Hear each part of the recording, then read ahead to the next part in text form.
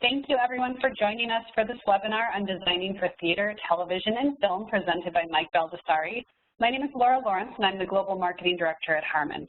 Just a few things before we get started. Everyone on the call is muted to keep down noise levels during the webinar. However, there is a chat function where you can enter your questions and we'll consolidate those and answer them at the end. This webinar is also being recorded and the link will be made available a few days after the presentation. We do have a number of other webinars taking place over the next few months for audio, lighting, video, and control, and we'd like to encourage you to take a look at the different webinars in our Learning Session Workshop series on pro.harman.com, as well as visiting Harman Professional University to see our many on-demand and certification courses that are available to you for free. And now I'd like to introduce you to Mike Baldassari, the presenter for today's webinar. Mike is a Tony and Emmy nominated lighting designer whose work includes Broadway productions of Cabaret, In Residence, and First Date, as well as films like Nine and Rock of Ages, Netflix comedy specials, Saturday Night Live's Film Unit, and my next guest needs no introduction with David Letterman. And I'm going to pass it over to you, Mike. Thank you, Laura. It's nice to be here today, and thank you to Martin for having me. I am always flattered and honored to be asked to do one of these. When I meet people on the street or a cocktail party or something like that, and they ask me what I do for a living, my simple reply is always, I'm a lighting designer that works in Broadway shows and TV shows and concerts and movies. So as such, I've been very, very lucky to have a diversified career. But it's also been a conscious choice of mine to work in as many genres as I could. So now let's get started with a quick tour through my resume. A brief history of my career. I start with Broadway because that's sort of my home base. I've worked a lot in theater and Broadway, more than 20 Broadway shows, and that's everything from second assistant to first assistant to associate to co-designer to lighting designer, including a Tony nomination for Cabaret, which I did with Peggy Eisenhower. We co-designed that. Pretty much all of my work is musicals. I put the little star there next to it because actually season before last, I did a play on Broadway, Children of a Lesser God. But that's not really, it's very, very rare that I get asked to do plays. I pretty much only do musicals. I've done countless national and international tours. They have been seen live in more than 25 countries. So if I didn't work there, then at least a tour of mine has been to more than 25 countries at this point, and lots of regional theater designs. So as I mentioned, I had done Cabaret. This was directed by Sam Mendes and Rob Marshall. As I mentioned, my foundation is really in the theater, so my focus is always, always, always on telling the story. Cabaret is one of the great American musicals that was a real privilege to be involved with it for as long as I have been. Along with my partner Peggy Eisenhower, we designed the original in 1998 and brought it back to Broadway again in 2014. We opened this version with Michelle Williams in the lead and was eventually taken over by Emma Stone, who's shown here. This past season on Broadway, I designed In Residence, which was a very unique setup where we rotated in and out such diverse acts as Morrissey, Dave Chappelle, Mel Brooks, and many others. So a real hybrid where we brought some of the concert world to Broadway with an incredible amount of flexibility and quick changeovers. This is something that has been attempted in the past on Broadway, but was really never been able to be pulled off. One example on the flip side of that is a Broadway musical I did called First Date, where I brought a lot of pop concert elements to a traditional book musical. And in the next Broadway season, I did a different Broadway show called Holler If You Hear Me, which was a hip-hop musical using the catalog of Tupac Shakur. We had just predated Hamilton, and again, with lots of concert elements in a Broadway musical. This is from a reimagining of the classic musical 42nd Street that I designed last summer in St. Paul that we hope has a big future in front of it. A few examples of my work on film. I did Rob Marshall's Nine, which I'll talk about a little bit more in depth later. Also for the Rock of Ages movie, which was directed by Adam Shankman, Again, this is another one I'll talk about a little bit more in depth in a few moments. Neil Young Trunk Show, which was one of the trilogy of Neil Young concert movies that was directed by the late, great Jonathan Demme. And I lit a major heavy metal concert sequence in the all-female Ghostbusters that was out a couple of years ago with some of the super talented women I had worked with on SNL, directed by Paul Feig. This was meant to mimic an Ozzy Osbourne, or festival that Ozzy Osbourne was the headliner. And I've done scenes and or concerts in movies like Joyful Noise, Sex and the City 2, Going the Distance. As Laura mentioned, I've done lots of Netflix specials, including season 2 of My Next Guest with David Letterman. We were in the middle of shooting season 3 when everything was shut down. Among some of my other Netflix comedy specials are John Mulaney's The Comeback Kid, which we shot at the Chicago Theater, and Pete Davidson, Alive from New York, which we shot this past December. A very unique special that I did was for Ray Romano, which again I'll go into in a little bit more depth in a few moments. And some of the other stand-up specials I've done, Chris D'Elia, Dana Carvey, Joe Rogan, a short season for Netflix of something called Bumping Mics with Jeff Ross and Dave Attell, and the Bridget Everett one that I did, we shot at Joe's Pub in New York City. I've designed a lot of pre-tapes for the SNL film unit, including dozens of sketches, including lots of digital shorts, parodies, things like Meryl Streep on Ice, Drake's Hotline Bling, American Ninja Warrior, a parody of Michael Bublé's duets, and another one called You're a Rat Bastard, Charlie Brown. I'll talk a little bit more about that one as well in a sec. I've also done a fair amount of pre-tapes with Seth Meyers. I enjoy creating these with the Seth Meyers team as they're not specifically meant to look overly theatrical. So even from the equipment side, it's much more about a combination of film and TV lighting gear, but I always try and bring a theatrical look to it. So it rarely feels like straight ahead TV lighting. Some of these include Day Drinking with Rihanna, which now has almost 14 million views, and the one with Jon Snow has almost 18 million views. In the concert world, I've done multiple tours with Neil Young, going back to his 1992's Harvest Moon tour. And over several years, I've done multiple production designs with the hard rock band Alice in Chains. Some of the other televised concerts that I've designed include concerts for Mary J. Blige, Tim McGraw. This is Live to the Home Front, which we broadcast to all of the military bases and the Navy ships all around the world. That was very special. And the other one is Sam Smith, Live from the Apollo. With the band Fish, I've done a number of New Year's Eve concerts from Madison Square Garden. Dave Gallo is the brainchild behind these. He's the one who comes up with the ideas and he directs them. Every one of these gags feature an over-the-top sense of theatricality, extraordinarily theatrical stunts, often with acrobats and armies of dancers. For this one, we made it rain. We designed a ballet with umbrellas that could go up and down, and were also lit internally, and we literally made it rain cats and dogs at midnight.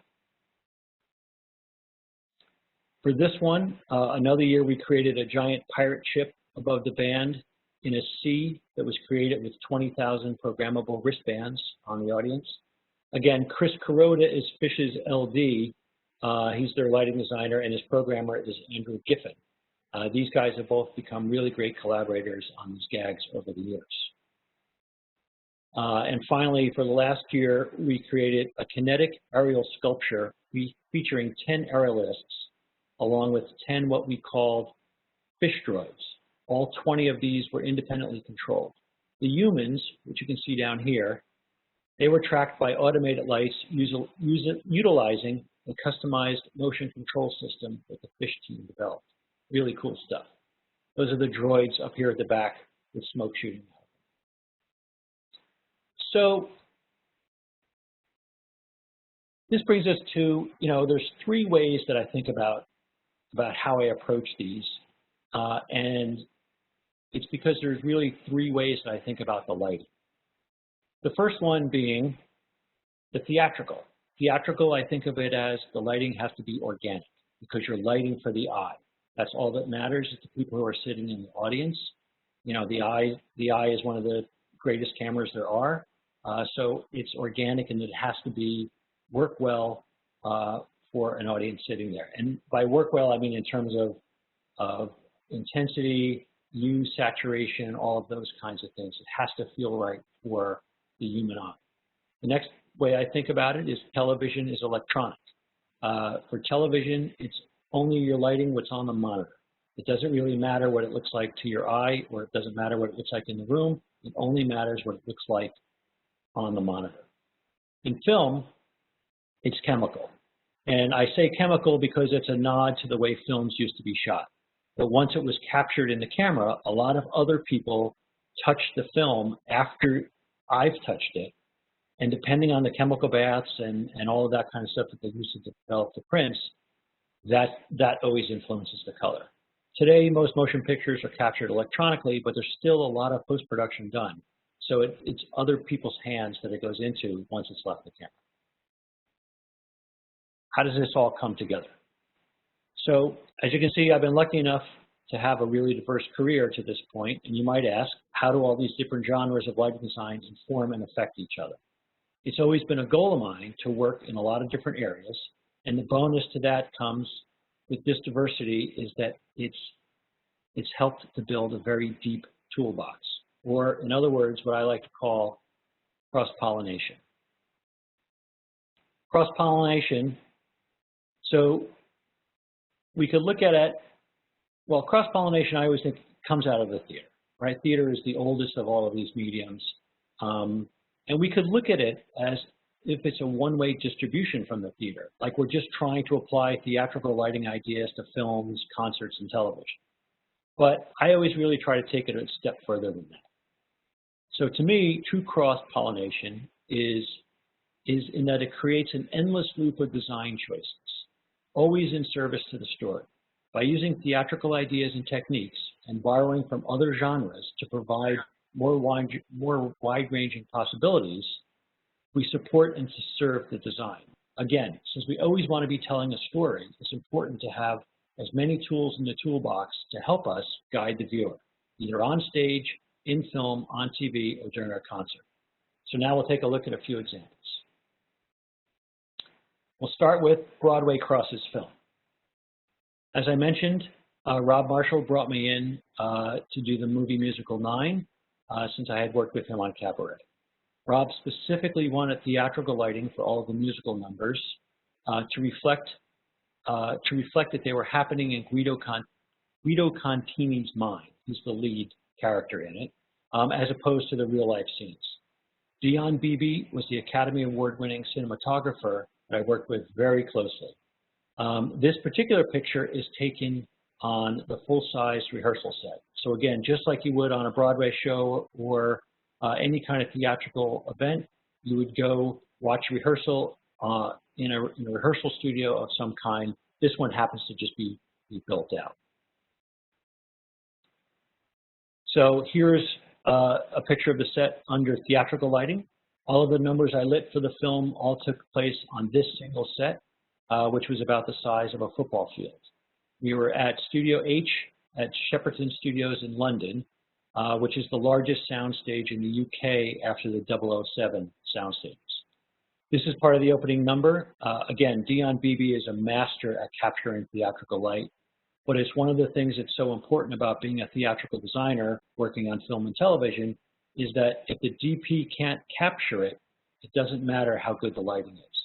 So it always has to be able to be adapted very quickly.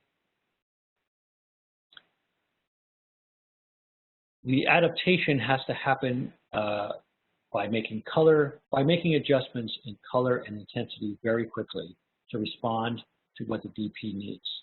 And very often in these, there might be 60 to 100 lighting cues that all have to be adjusted very quickly. And so it's very important to come up with a way to be able to make a lot of adjustments almost on the fly when the cameras are rolling and you have the actors on the set.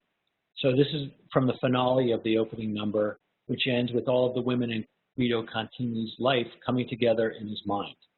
Guido is here in the chair, played by Daniel Day-Lewis. This is another number on the same exact set. We just added a white cyc, and this was for the number called Cinema Italiano. And this is a bit of a close-up of the set. Lots of ability for light and shadow on this one. And this is from Dame Judi Dench's number called Folie Bergère. Still the same set, just draped with scenic electric. So the lighting transports us from Rome to Paris in Guido's head. And for Fergie's number, Be Italian, we added over 20 tons of sand to the soundstage. And here's just a little clip. You can see women with their tambourines in this dance number swirl the sand all around their heads. It's really quite amazing. So, as I say in the film biz, moving on. This next example will be Broadway crosses television. As I mentioned, I work on Saturday Night Live and some of their parodies. So this is a parody of the Broadway show, You're a Good Man, Charlie Brown, which of course is based on the Peanuts comic book strip, but it's as if David Mamet had written it. So think Peanuts meets Glengarry Glen Ross. SNL is a very unique situation in that from the initial phone call to actually shooting is typically 24 to 36 hours when they choose to do these types of parodies. So I believe I received a phone call from this like early Thursday morning that we were going to do this, and then we were shooting it by Friday afternoon and it was wrapped by Friday night. So just looking at the picture here, lots of primary colors to mimic the comic book strip. These are all screen grabs, but you can see variations on the comic strip color while still being able to see the faces. Of course, this is Bill Hader as Al Pacino as Charlie Brown. One of the things that was critical here was keeping the look very simple. As I've said, primary colors, bright and flat, just like a cartoon strip, which would have been my approach as if I was lighting this. If I was lighting this for Broadway, this would have been my exact approach. Here, I've just adapted the ideas so it can be captured on camera. Again, very simple, single sources when possible, big solid color washes. In this case, the blue backlight that's on the floor is all matte Martin Mac auras, which blend together very nicely. Like I said, very simple ideas. In this case, we're using some of the scenery in silhouette just for a variation on the look, but still with saturated cartoon strip colors. This simple scene is lampooning the reoccurring situation in the Peanuts comics where Lucy pulls the football out from Charlie Brown at the last month. If you notice, it's all green backlight to suggest the grass, but there's just enough front light that their faces aren't green. Martin Short playing Larry David playing Linus. Pretty, pretty, pretty good. This is the one and only light plot that I'm showing today. The reason for it being how simple it was. Again, from an initial phone call to shooting is about 36 hours, and that includes getting the gear ordered and delivered, drawing the plot, loading it into the theater, writing all the cues. So it had to be super simple just to get it all done in that amount of time. If you notice, there's only four overhead electrics. One has 5 units, one has 3 units. The biggest one has 11 units. There's some 6 lamp bars on the sides to fill in the voids in the wings, and some Martin Mac auras out front. Those were used to light the first few rows of the audience where there were some kids staged that were part of the bit. So very important to understand what it was we were going for and to get it right the first time, as there's no time in that kind of a schedule for big changes. So this is very much lit like a stage musical, but again, in such a way that it could be filmed for TV and very quickly at that. So we'll move on now to Theatrical crosses concert. So bringing some theatricality to a concert. This is a view from upstage for a theater tour that I designed for Alice in Chains. The heart was from the album artwork, and this is a rear projection on a semi-transparent kabuki drop.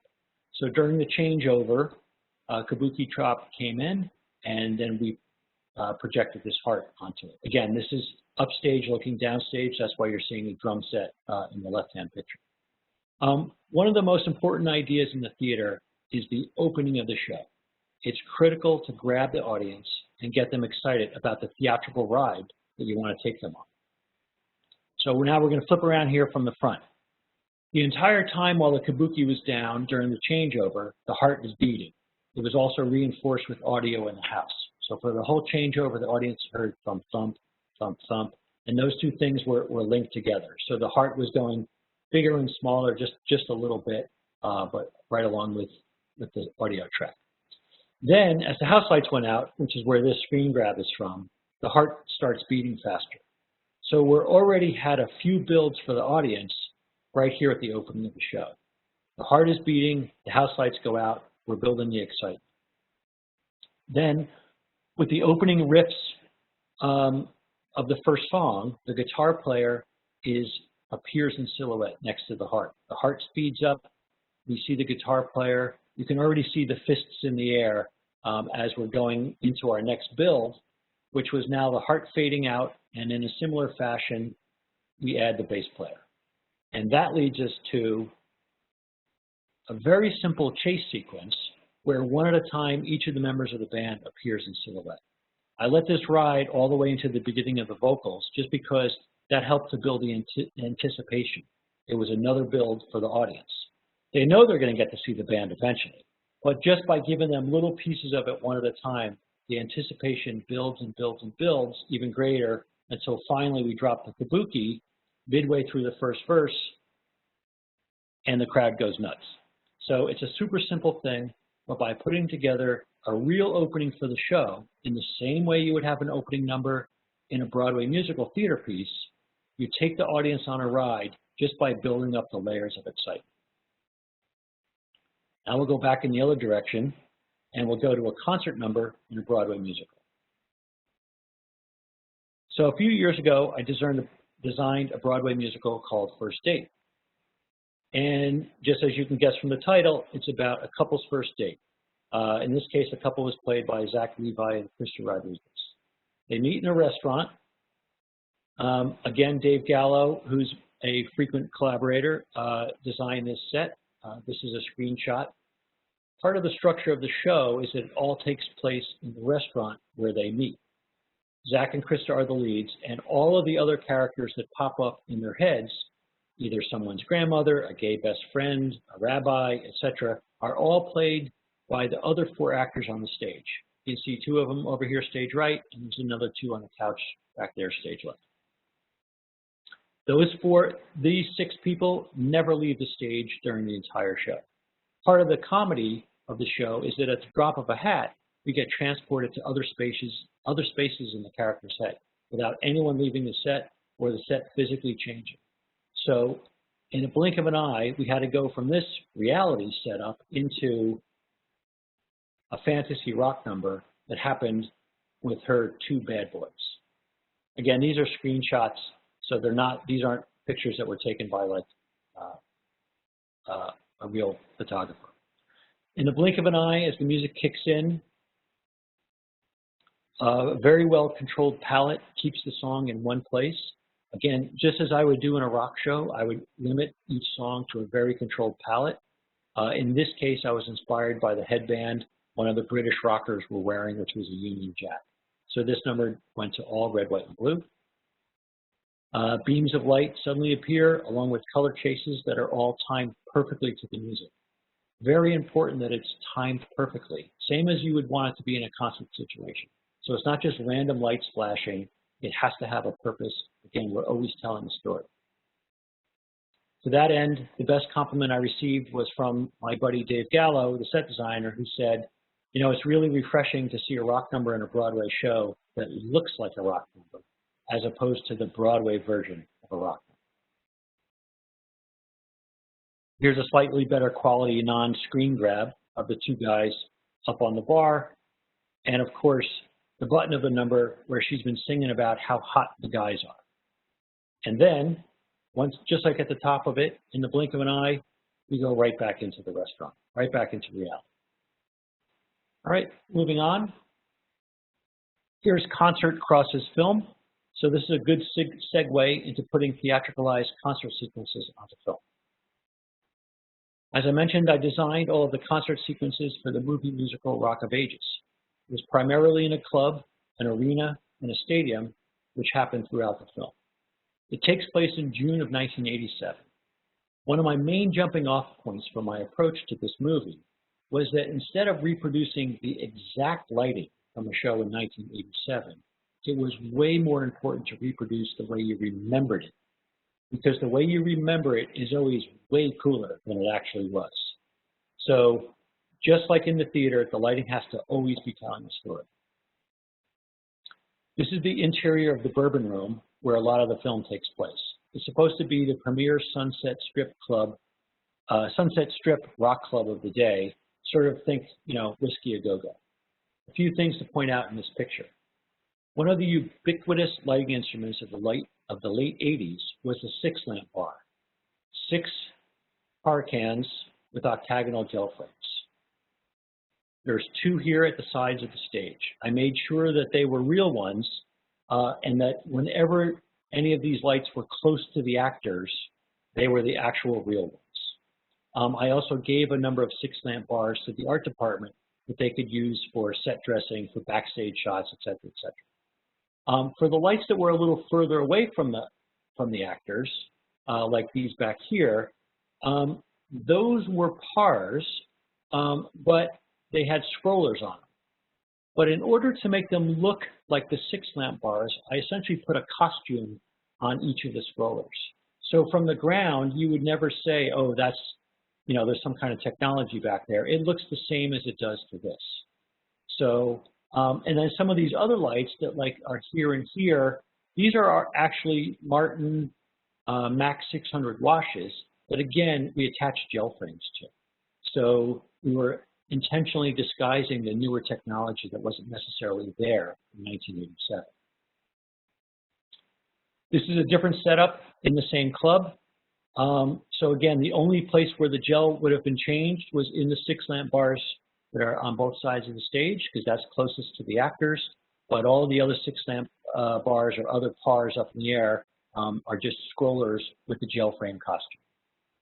So not much different between right here and right here. Here's a close-up of Tom Cruise. Note the Martin Mac 250 Plus in the back.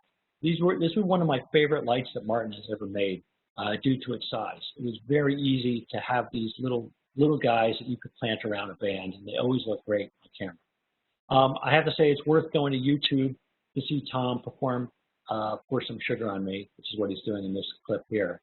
Again, my jumping off point in telling the story was he's the biggest performer in the world with the biggest lighting system in the world with the best LD in the world. And to support that, I added as much stuff as we could fit, right along with the art department. It's the proverbial trying to fit 10 pounds of stuff into a 5-pound bag. There's way more marshals than you would need, and we added a few hundred silver MR16 Birdie par cans to the rig that outline the amps as well as hanging up in the air. Again, helping to tell the story of it's the biggest band in the world playing in this small club. And because he's got the greatest LD in the world, he would have brought in all this extra stuff and he would have cued it in impeccably. So again, it's definitely worth go to YouTube and look up Tom Cruise performing Pour Some Sugar on Me. Here's a picture from the arena rig. Again, tons and tons of silver par cans with the octagonal gel frames. The back wall in this case is 144 scrollers, again with the silver gel frames. A bunch of the other scenes I lit also take place in the arena, so we had to be able to change up the rig pretty easily. And just to demonstrate, so here's exactly what I'm talking about. It's a close-up. So here's a scroller, and then we just attach the silver gel frame to it. Very, very simple. But to the audience, you can't tell the difference, what's got a scroller and what doesn't. The scroller is never changed on camera, but again, we needed the ability to change color either between songs or between shots as necessary without getting to the lights. Anything that was close to the actors, like the vertical 6-lamp bars I pointed out earlier, were just manually changed so that you never would have suspected that we were using more advanced technology than was readily available in 1987. The vertical towers and other arrangements were there to fill in the cross shots for the camera. So not necessarily what you would have done in the reality of touring a show like this, but I had to add them to be believable camera backgrounds. So when the camera is shooting across stage and into the wing, there's not just black behind the actors. I'll show a good example of that in a moment. And who doesn't love a shot of Tom Cruise playing the character of Stacey Jacks surrounded by a ton of pyro?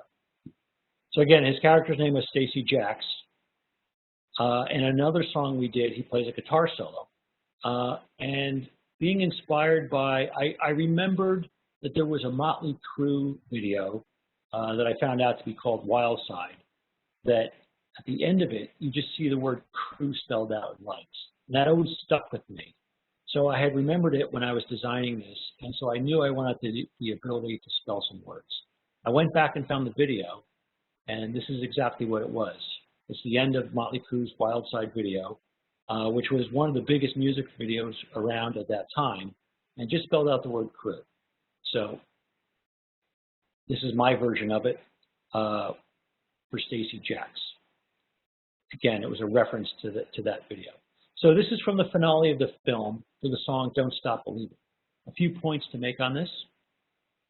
Again, as I mentioned earlier, this setup with sort of giant pieces of truss, vertical, is not necessarily what you really would have done at that time.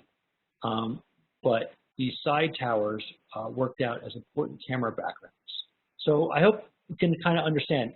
Just imagine if there was a camera down here and it's looking at Tom Cruise, what's in the background? It can't just be black. There always has to be some kind of information. Again, you got to remember, we're always telling a story. This is from the finale sequence when we're supposed to be in Dodger Stadium. I use this as an example of using a theatrical device to tie all of these locations together, as I knew they wanted to end the movie with sky trackers over the Sunset Strip. That was something that we had discussed in pre-production. So, as I mentioned, the finale is Don't Stop Believing. The song starts out in the club. So right away, I introduced this split beam gobo. So the white light behind them is that split beam. So we're going to carry that idea all the way through, but it started right at the very top in this club. So here you can see it as in a wider screen grab. You can see it left and right. And then this scene transitions to a computer-generated Dodger Stadium. And there's the scanning beams going over the crowd, but they're introduced here. Just a quick note. So we filmed we filmed this sequence in the arena. So the only part that's real is this. Everything else here is CG, computer generated. So as we zoom in, we see the stage, and you can see that I continued the split beam gobo into the Martin Mac performances that are in this number. I believe they were Martin Mac 1Ks. A close-up of this idea. One other point to make here is about telling the story. I had to pick the colors for this number about 30 days before we actually shot it. The reason for that is that all of the rest of the cast is inserted into this number. And some of them were shot doing their parts before we shot this sequence. Some of them were shot after we did this sequence. So I really had to make a decision ahead of time. I specifically made this a blue and gold number with lots of chasing between the two colors.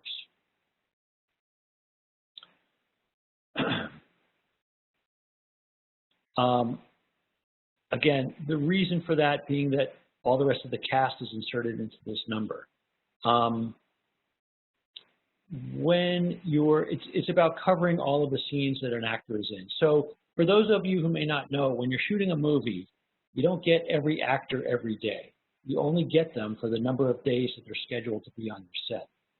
That's the reason why movies are often shot in a seemingly random order. It's really all about covering all of the scenes an actor is in while you have them.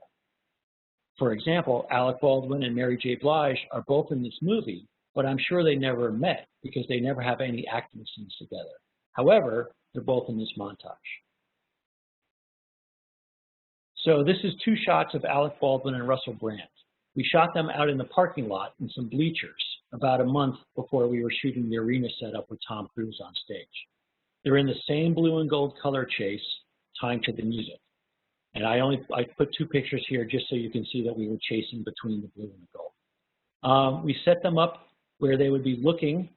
So on screen, we set them up and gave them an eye line so that it would look on screen as if they're looking at Tom Cruise on stage. But in fact, they were just looking at a black flag with an X on it in the middle of a parking lot in the middle of the night. In this slide below them, you see Mary J. Blige, who, again, we shot in a totally different location, but with the same blue and gold colors in it. In this case, she's in a gold step. I think we shot her sequence a few weeks after we had shot the concert, but same thing about the eye line, except that she's supposed to be on the other side of the stadium. This is Malin Ackerman, along with Tom's monkey, Hey Man. Again, we shot this totally out of order and in another location.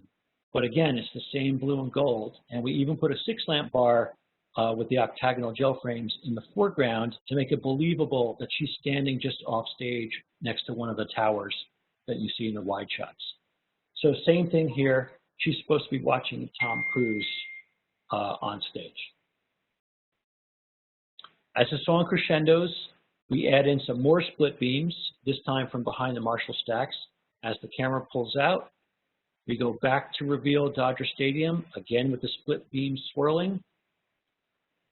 The helicopter shot then spins to reveal the sky trackers coming up over the Sunset Strip, over the Hollywood sign. And the camera pans away to finish the movie. So here's the same beams that we started with in the club, taking us all the way to the end of the movie. Again, we want to always be using light to tell the story. So now we're going to go to Concert Cross's theatrical touring. This takes us to a very unique spot. For the purposes of our discussion, I'll call this, as I said, Concert Cross's theatrical touring, because last year I designed the 10th anniversary tour of Rock of Ages, having nothing to do with the fact that I had designed all of the concerts for the film version. I was the only crossover between the two, so more or less purely coincidental. Same story with very different set of circumstances in that they had to play both one-nighters as well as week-long sit-downs in major cities like Boston. One of the major differences, of course, being that this all happened on one set. In this case, for this our Stacey Jacks, the musical numbers still had to have the real rock feel, while the book scenes had to look and feel realistic. Once again, all on a unit set, with a set that could play one-nighters and also had to be able to fit into 3 trucks. So lots of technical challenges here to be able to get this to move around. It had to look big enough to play big venues like the Wang Center in Boston, but also had to be able to do one-nighters. Here's a picture from the load-in. So even just from this, you can get the vibe that it can have big rock looks while still loading in and out quickly. One thing I did steal from doing the movie was the 6-lamp bars. But this time they had LED pars built into them. So the front was a par 64, once again with an octagonal gel frame, the ubiquitous lighting instrument of 1987. But the source was an LED par that fit very nicely into the back end. There was 3 on each side. You can kind of see 2 over here and 2 over here on this side. And one other note, speaking of LEDs, this entire tour was on the road without any dimmers. The spot fixtures that we used were Martin Mac Encore Colds, and the washes were Mac Quantum washes. Now we're going to go to a concert crossing television. for the premiere of The Tonight Show with Jimmy Fallon, I was asked to light U2 up on the roof of 30 Rock. Sounds great, except 30 Rock is in New York City, and the roof of Rockefeller Center is 70 floors up, and it was February. At one point, I looked down to the street, and I could see that the temperature at street level was 10 degrees, which is minus 12.2 Celsius. I still get cold anytime I ever hear this song. Dusk at this time of year in New York City, the magic hour lasts all of about 10 minutes. So we had to get the balance just right in order for the sunset to really read on camera. Again, it was a very short window that we had to shoot this in. You can see the Empire State Building and the Freedom Tower both in the back of this shot. And because we couldn't risk losing the entire performance due to weather, we actually threaded the needle between two blizzards in this case. Again, it was February in New York City. As a safety, we actually did a first pass 24 hours earlier. We then reviewed it with the band and Lauren Michaels, who's the executive.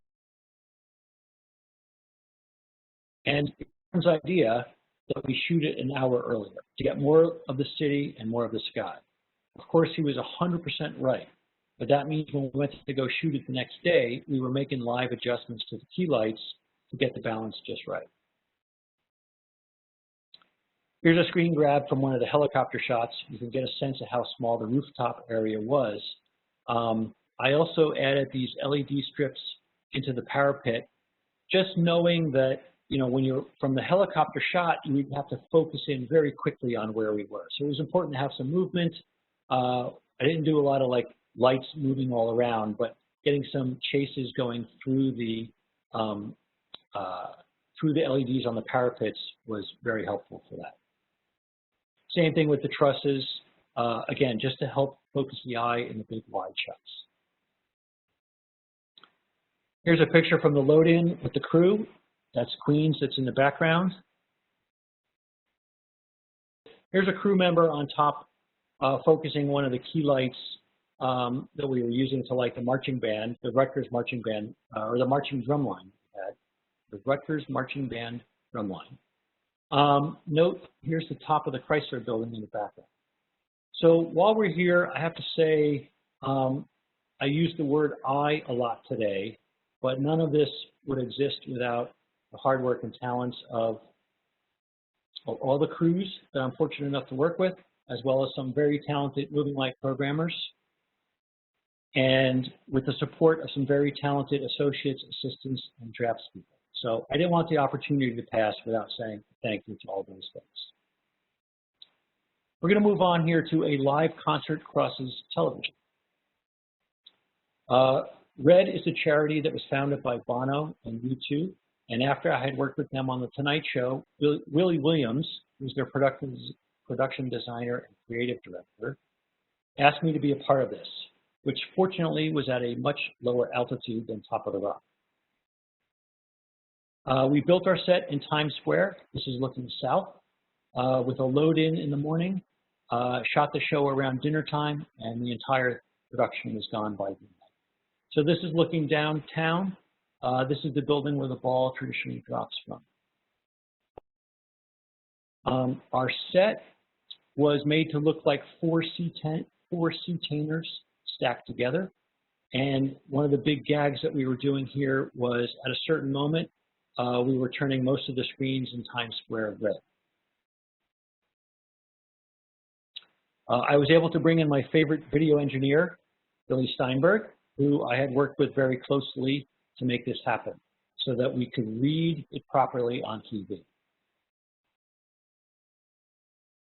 When he and I did a lot of pre-production, and I said to him, what's going to happen when the whole world goes red?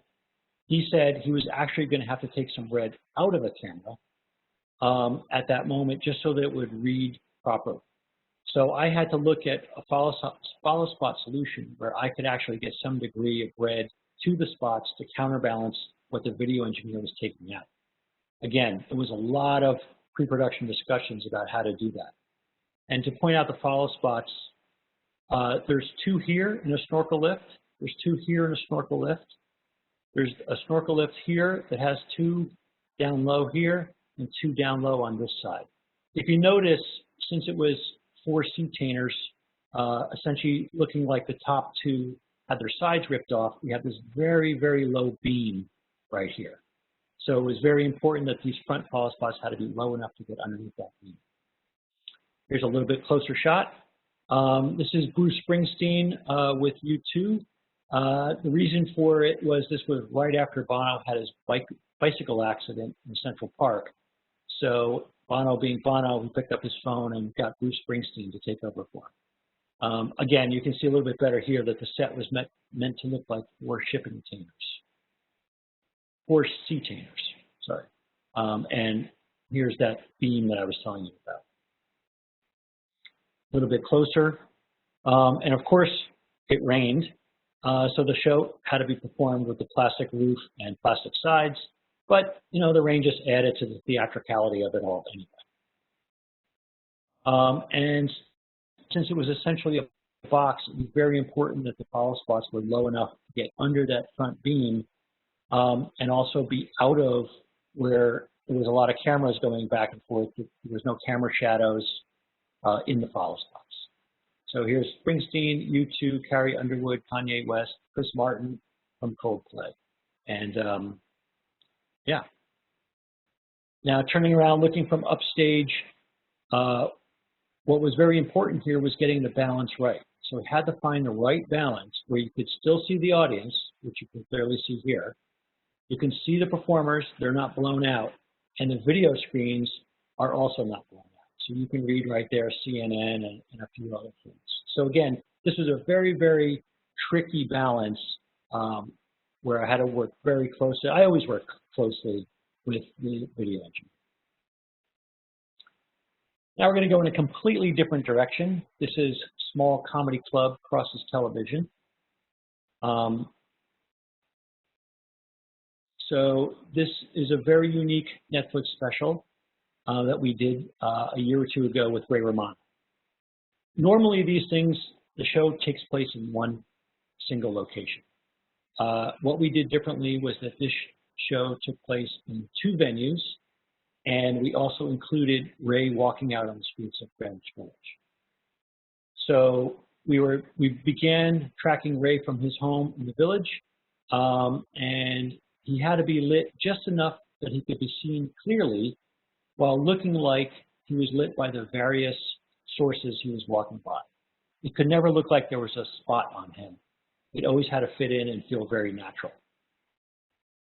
These are some screen grabs. Again, you can see there's just enough fill in his face without looking artificial.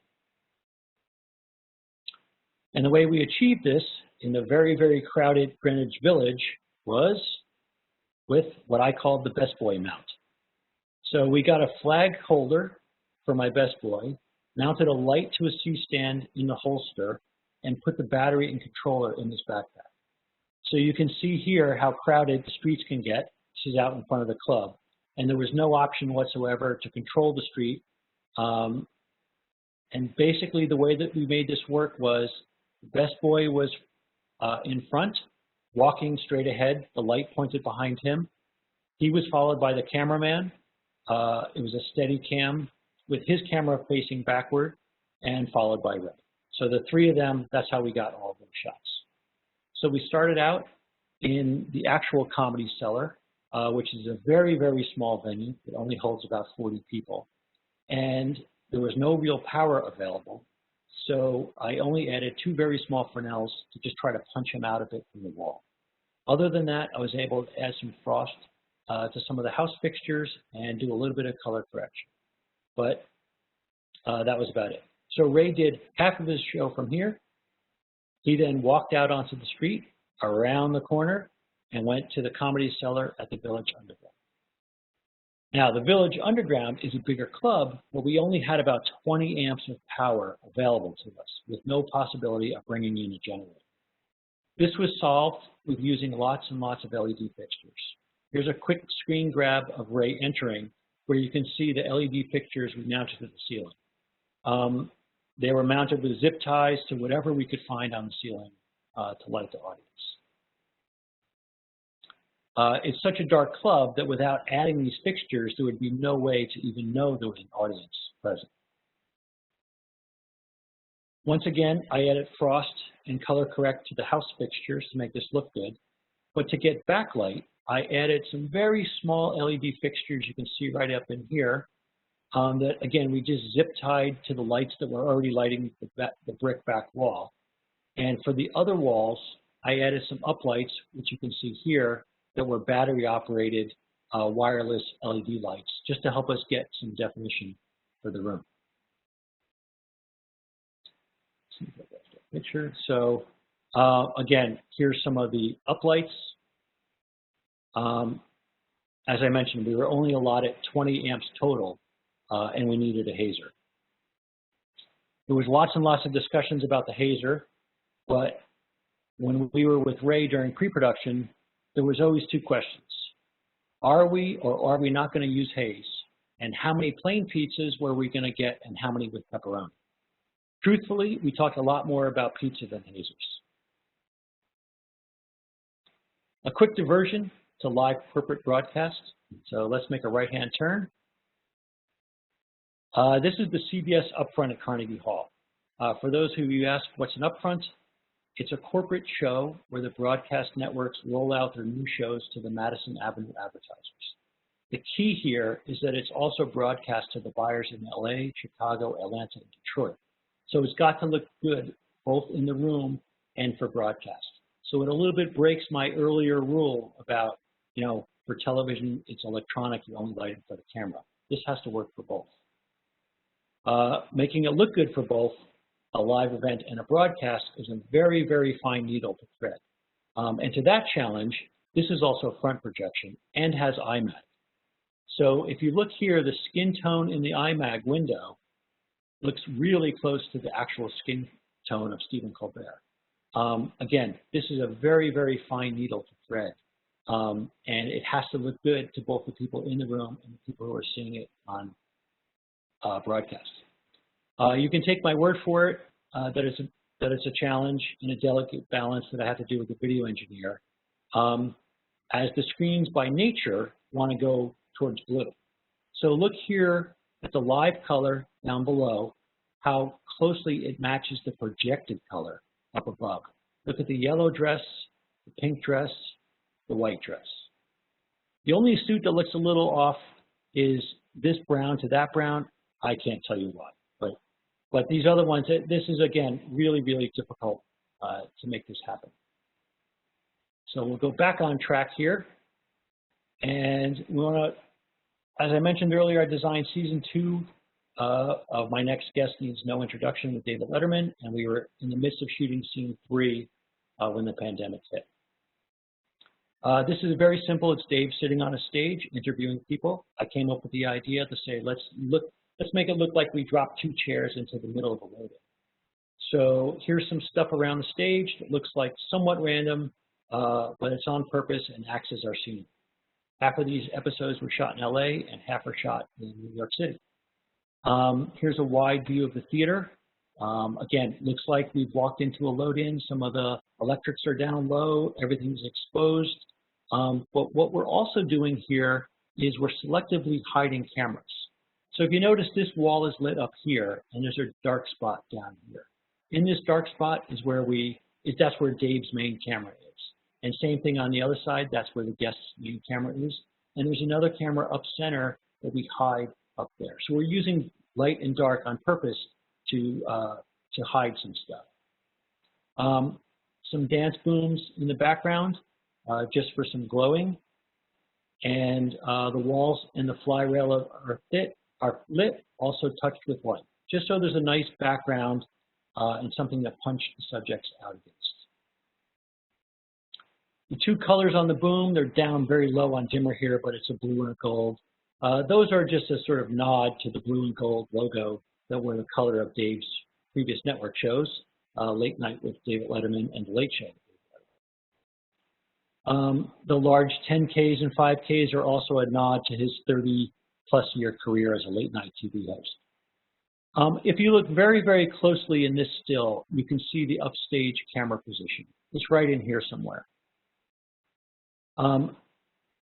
But one of the ways that it's hidden is by putting bright objects next to it, that's 10K and the 5K, and obscuring the vertical lines of the camera surround with barn doors and some of that kind of stuff, along with creating other silhouettes against the back wall.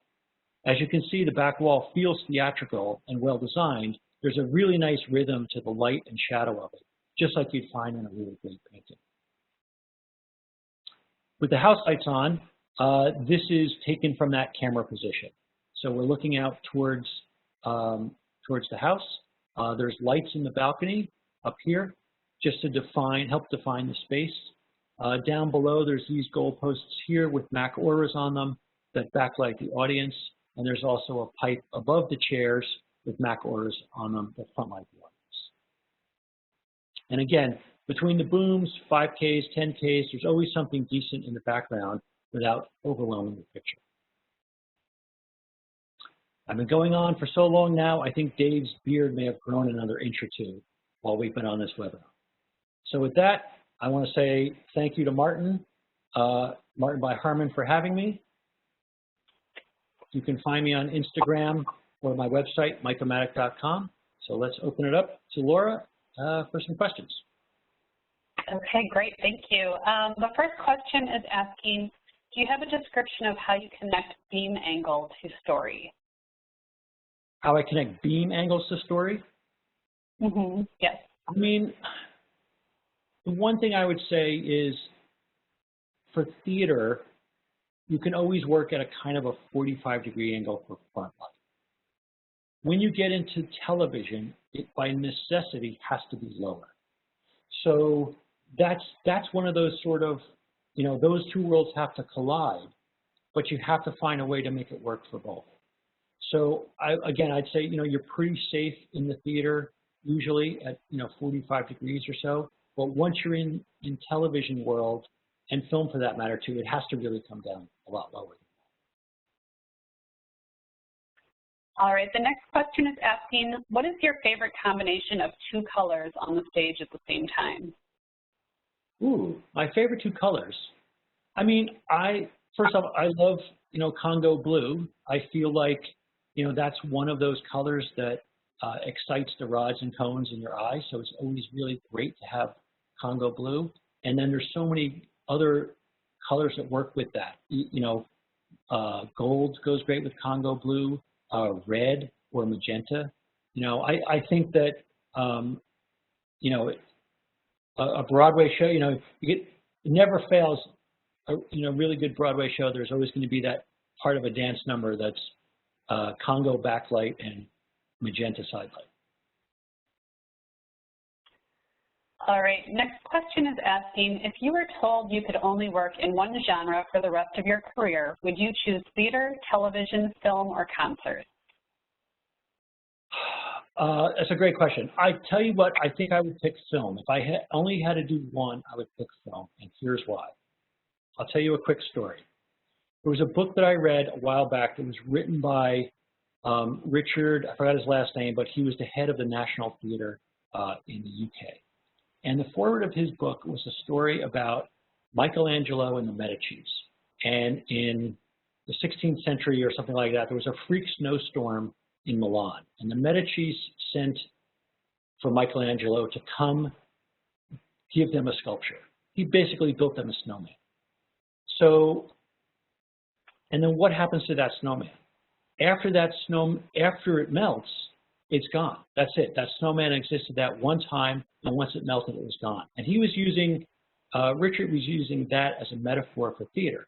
Theater just melts away. It exists that one night with that one audience, that one time. It'll never be the same twice. The difference with film, that's chiseled into stone. So, film, the lighting has to be right on the day when the cameras are rolling. There's no going back. It has to be right on the day. On a Broadway show, you can work on a scene for a month, maybe. There's maybe a month of previews. But on a movie, when they say action and the cameras are rolling, it has to be right. That's your one and only shot. But it's going to exist forever. So it's essentially carved in stone. Okay, this question is asking, what's the color temperature that you go for to balance the need for live audience in the room and broadcast, based on the example you gave for one of the case studies with huge projection matching closely to their dress or suit? Okay, that's a great question. And I can say that it's a balance every year. You know, if it was just to the projection people, they would say, can't we just do this in daylight? Because they know that everything's going to look good. If I was just in the theater, I'd want it to be closer to 3,200. So it's a very delicate dance that I do with the video engineer. I'm going to say we usually end up somewhere around 5,000 at the max. So that seems to be, and there's some magic. You know, I'm a collaborator. I collaborate with the video engineer. I don't know what magic he's doing, but when we get around 5,000 tends to be that magic number. So he can pull things in the direction he needs to. I can pull things in the direction I need to. So 5,000, all of those things that I was showing from the CBS upfront, it's right about 5,000. Okay, the next question is asking, in your opinion for theatrical, is it still better to use pars and ellipsoidals than moving lights? Is it still better to use pars and ellipsoidals than moving lights? Is that what the question was? Yes. Okay, here's the sort of conundrum I find. I get asked sometimes to do out-of-town tryouts for a new Broadway musical, and something like the 42nd Street that I showed at the very top, that's something that we hope has another life. The problem comes in, you know, they'll design these sets as if they want to go to Broadway, right? So I'll say, you know, it's a 2020 designed scene, 2020 designed set that hopes it can go to Broadway. The problem then comes in that usually the scenery takes up so much room, there's very little places for other lights. So what I always say is moving lights do three things. Moving lights light people, they light scenery, and they replace a lot of other lights. So I think as scenery gets more complicated, by necessity, we have to use more and more moving lights. I can also say for even fairly small tours, like that Rock of Ages that I was showing, the crew, because that has to be able to do one-nighters, the crew doesn't have time to go up and focus all of those lights. So by using automated lights that can all be done from the ground, it makes it go a lot faster. So in general, I think we're moving more and more towards moving lights. I don't think we're ever turning back. Okay, the next question is asking, when you're lighting theatrically for film, what is a major gotcha that designers need to be aware of? Here's the major gotcha. Let's say they're shooting a concert. They're shooting it from the front, right? You make everything look beautiful. You have 100 light cues in that 1 minute. It's a heavy metal sequence. There's 100 light cues in 1 minute. Now they say, okay, we're turning around. So in the time that they pick up the cameras from shooting from the front and go to the back, now everything that was backlight is now front light. Everything that was front light is now backlight. So the major gotcha is you have to have a way to adjust your 100 light cues in the amount of time it takes them to move the cameras. So without getting too technical and too complicated, I do that with a lot of selective inhibitive submastering. And I kind of work with the programmer in advance that we have the ability to add to pile on, and to inhibit things if we need to for that exact situation. So that's a major gotcha right there that you have to be prepared for. Here's the next question. Do you still work from a focus grid, or have you shifted to presets of entire looks in one reference? I still like a focus grid. The thing about a focus grid, even for a long-running show, is there's no question as to where the point is supposed to be. It's never arbitrary. You can always bring out the focus dummy, and you can, line it up. A lot of times on tours, if we're carrying a floor, we'll permanently mark the floor, either with like little nails into the wood floor, or somehow it's marked on the Marley. And so there's no question. And then what will happen is,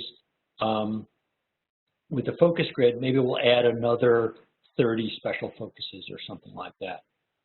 Broadway is a little bit different because it's going to be there as a sit down. So you want to have the freedom to kind of, put a light anywhere that you want, but I still like a focus group.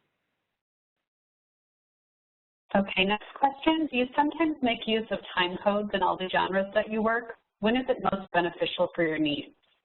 It is absolutely most beneficial in film, and here's why. So as I just said, let's say, there's a heavy metal sequence in a movie. So maybe there's 100 light cues in 1 minute. I don't want to have to call those cues because I don't want them to ever say, cut, we have to go back because lighting messed up. So that's one way to make sure it's exact every time. The second advantage to that is I then don't have my head in a book. My head is on the screen. I'm standing there right next to the DP. I usually stand between the DP and the director when I'm doing scenes on a movie. So I'm standing there with them. I'm taking their input. I'm making adjustments as needed, but I'm with them. I'm not in my script trying to call the cues properly.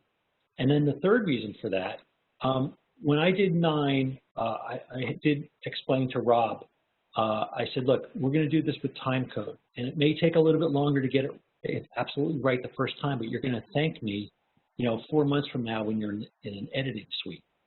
Because if you, you're going to thank me. Are we okay? It just wigged out here for a second. What's that? Oh, okay. You can still hear me? Yes, all good. Okay, sorry. I said to Rob, you'll thank me in 4 months from now when you're in an editing suite, and if you would have taken 2 different shots from 2 different takes and you cut right in the middle of a lighting fade, it's going to be in exactly the same spot. So I think in film, time code is absolutely critical. In the theater, it's really not used as much, but it's starting to be used. Every once in a while, there's something that's just not callable for some reason. And there can be triggers now going back and forth using MIDI and stuff like that that we're starting to use in the theater. In television, I can't think of a lot of occasions where I've used it. But not to say I wouldn't. Okay, the next question is asking, do you program any lighting consoles, or do you usually work with someone else who takes care of your lighting console? I always work with somebody else. I am not, that it is beyond me. I'm in awe of those guys. I appreciate what they bring to the table. And also there's another part about, being an artist is not getting, I don't want to get sort of sucked into all of the technical stuff all of the time. I work with really great programmers. They are bringing a skill set to the table that I don't have. And I'm also, it's just not, my brain's not hooked up that way. The next question is asking, how do you handle the development of LED sources and at the same time getting the colors we are used to from tungsten and gel? Well, I think the LED stuff's not going away. So I feel like, we have to adapt to it. And the critical thing is we have to keep asking the manufacturers to keep making the LEDs better and better. We've moved quite far beyond RGB. We know that we need, amber and white and sometimes a secondary red and lime and all of that kind of stuff. So I feel like, that's the direction we're moving. Also, as artists, we want to be green. We want to use less power. When I was showing the tour of Rock of Ages, that was 100%, with no dimmers, we're using a lot less power. All of that stuff is very important. And I think, we need to continue to ask the manufacturers to make stuff that's better and better. And I think that in terms of I love gel numbers as reference. There's certain lighting fixtures that, if you use a certain ecosystem, you can go in the console and you can call up a swatch book color. I find that very helpful. To be on a film set and say, I'm not always at a console. On a film set, I'm standing next to the director. I'm not next to the lighting console. So, you know, I can say, give me like an R22 orange, and at least that's a jumping off point. So I like kind of using gel as reference for LED. All right, the next question is asking if you have any tips or tricks to work with video engineers, as it's always a fine balance for live and broadcast. Yeah, I think the only tip I would ever say for, you know, working with video engineers, again, like I've gotten to know what I know about video engineers because I've asked them questions, and, you know, I'm somebody that I'm confident enough to say when I don't know something, and I'll go spend some time with the truck, and I'll ask them a lot of questions. I always ask a lot of questions. And I think that when you bring them on board as a collaborator, that's when you can get stuff done, you know? And I have to say, especially in concerts, you know, I often go to a lot of concerts, and I'm disappointed when I see a very, very dark stage and a very, very bright video screen. And it's like, we have to work together. You know, nobody ever said, I'm going to hear the Rolling Stones tonight. We say, I'm going to see the Rolling Stones. So people have paid a lot of money. They want to see the band.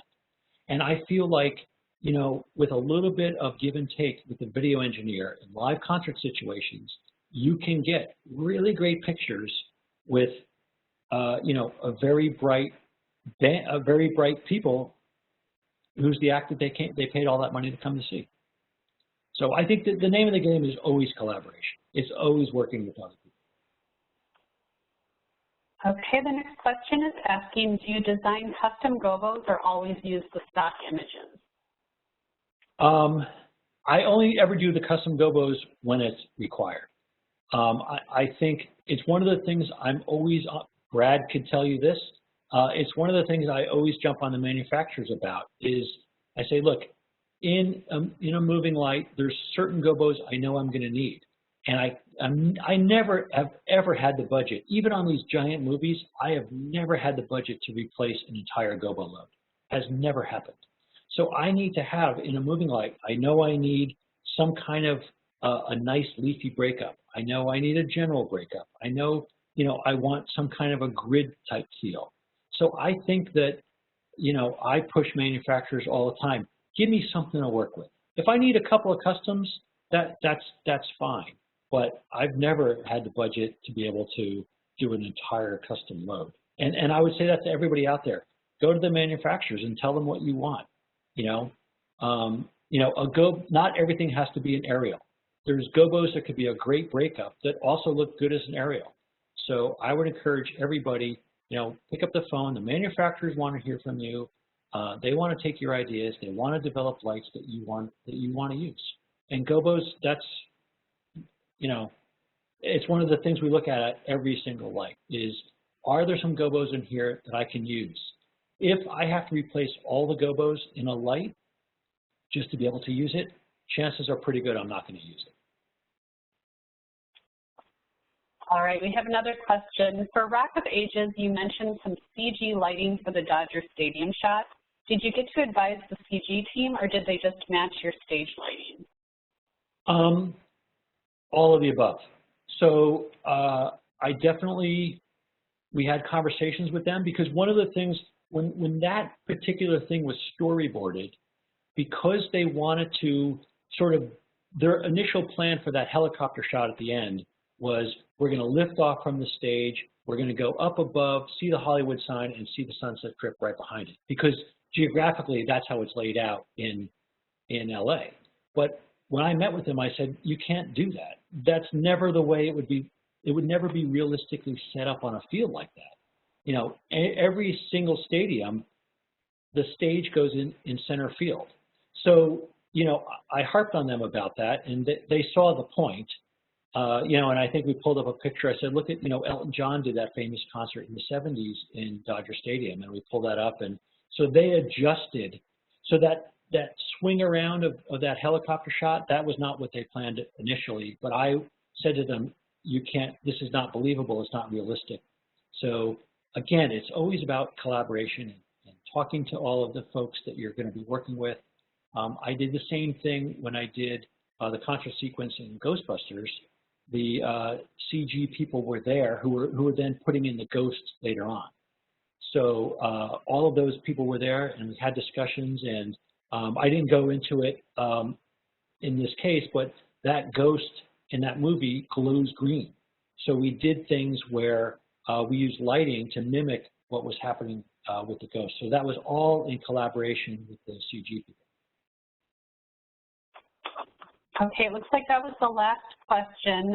Mike, thank you so much for the presentation. This was wonderful information, and thank you, Brad and Heather, for being on board to help to moderate. Mike, his information is up on the screen here. If you have additional questions, I think he'd be open to you reaching out to him on mikematic.com. And if you're interested in attending future sessions of our workshop series, you can find that on pro.harman.com. The whole calendar is listed there. As a reminder, this webinar was recorded, and we will be sending out the link in several days, as well as posting the videos out on our YouTube channel. So thanks, everyone, for attending, and have a great day. Thanks, everybody.